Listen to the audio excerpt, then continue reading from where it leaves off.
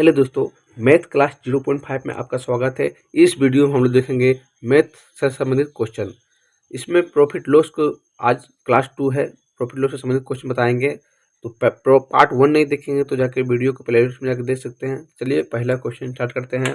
पहला क्वेश्चन है, एक व्यक्ति एक घोड़ा तथा एक गाड़ी 20,000 में खरीदते हैं। उसने घोड़े को 20% लाभ पर तथा गाड़ी को 10% की हानि पर बेच दिया।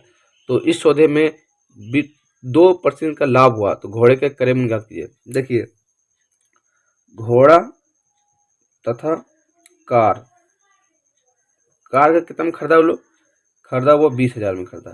ठीक, 20,000 में खरीदा, जिस पर 20% लाभ घोड़े पर हुआ। घोड़े पर 20% का लाभ हुआ। घोड़े पर कितना हुआ? 20% का लाभ हुआ, यानी कि 120। 20% लाभ हुआ तो 100 जोड़ देंगे, 120 हो गया। और कार पर 10% की हानि हुई।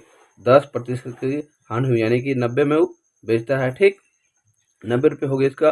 अच्छा, दोनों कुल सौदे में कितना प्रॉफिट लॉस हुआ? 2% प्रॉफिट लॉस हुआ, यानी कि 102।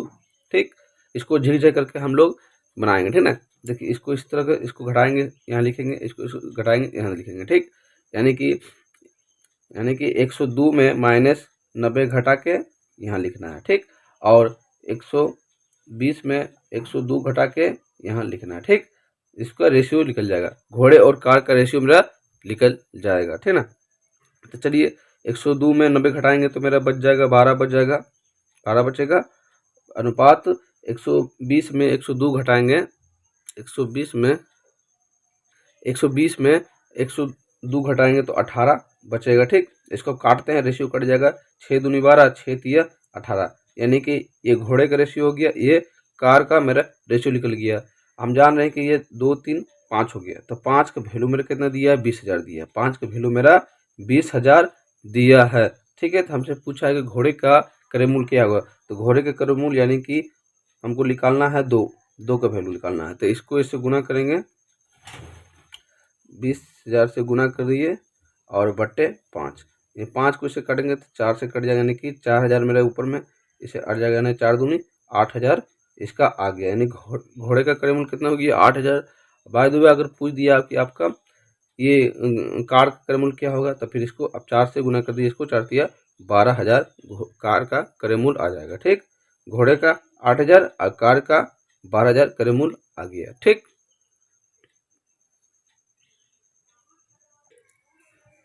अगला सवाल है, चाय के मूल्य में 10% कमी होने पर एक व्यापारी 22,500 में 25 किलोग्राम चावल अधिक खरीद सकता है। तो चाय का मूल्य प्रति किलोग्राम कितना होगा? देखिए,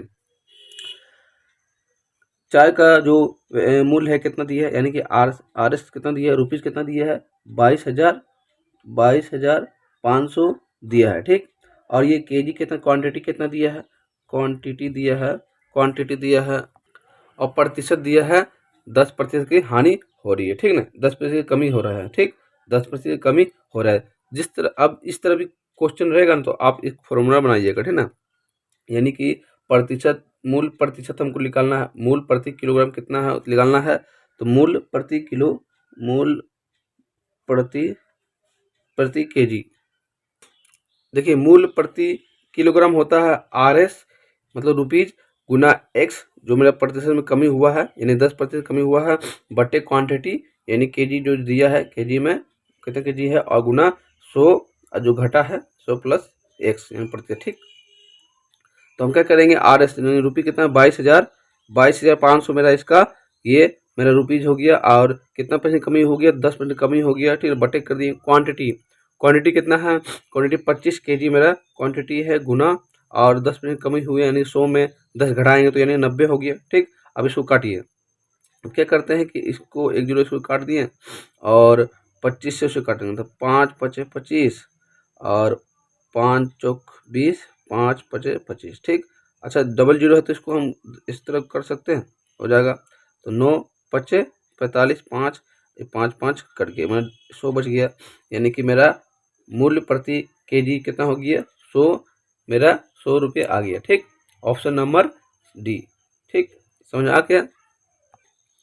अगला सवाल है क्वेश्चन नंबर तीसरा, एक व्यक्ति ने एक वस्तु 25% हानि पर 6,750 में बेचा, ठीक है, बेची। यदि वह इसे 15 रुपये लाभ पर बेचता तो इसका विक्रय मूल्य कितना होगा, ठीक है। देखिए कोई व्यक्ति है ना 25 रुपये हानि पर बेचता है, ठीक, 25 रुपये हानि पर इसको बेचता है तो कितना में बेचता है, 6,750 में बेचता है, ठीक है। फिर बोल रहा है यदि इसको 15% लाभ पर बेचता है, 15% का लाभ पर बेचता तो एसपी मेरा क्या होगा, ठीक। क्वेश्चन में दिया है, देखिए 15% जो हानि हो रहा है तो इतना में बेच रहा है, यानी कि 15 को 100 में हम घटा देंगे, 25 में हानि हो रहा है, यानी कि 6,750 में बेचा है, यानी कि 100 में 25 हम घटा देंगे। हम जानते हैं कि सीपी हमेशा 100 होता है, ठीक ना, तो 25 में यानी घटा देंगे, यानी 75 में बेच रहा है। देखिए हानि हुआ 100 में 25 घटा देंगे तो यानी कि 75, तो 75 में यानी कि बेच रहा है, तो कितना में बेच रहा है, इसका वैल्यू दिया 6,750 इसका वैल्यू दिया है। बोला अगर वह 15% लाभ कमाना चाहता है या फिर 15 रुपये लाभ में बेचना चाहता है तो उसका एसपी क्या होगा, ठीक है। यानी 100 में 15 जोड़ देंगे तो 115 हो गया। अब क्या करना है कि इसको इससे गुना करना है, 6,750 बटे 75, ठीक है।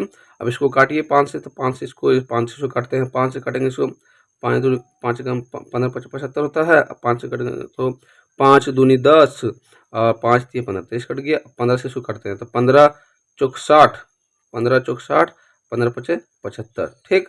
अब गुना कर देते हैं इसे, तो 450 को 23 से हम गुना करते हैं, 0 हो गया, 3 5 15, हाथ में रहा 1, 12 1 13, 0 90, ठीक, 0 5 3 10, यानी कि 10,350। इसका आंसर है option number 10,350, option number C, ठीक।